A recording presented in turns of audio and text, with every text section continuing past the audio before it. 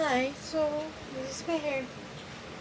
Kaya ng tanghali ko pa ito nakangaw. Pero ang gagawin ko, um, nalagay ko siya bandang taas. Hindi na sinasing ko lang. Yeah, ilog. Pero yeah, balak ko siya ilagay dito para komportable ako sa tulog. Naka ganun. Gusto ko lang yung docs to kasi i-document to kasi um, nagbabalak akong mag-photoshoot bukas and kanina nag-try akong tanggalin siya and ang ganda ng pagkakulot niya and then pinush ko na siyang pinush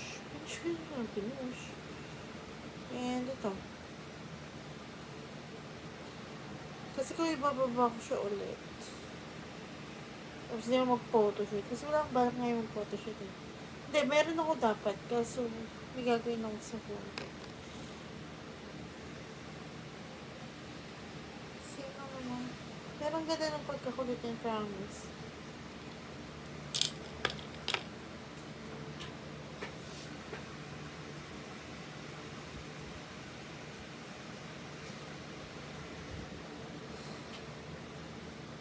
Promise, ang ganda ng pagkakulot niya. Hindi ko lang talaga hindi lang talaga makaano.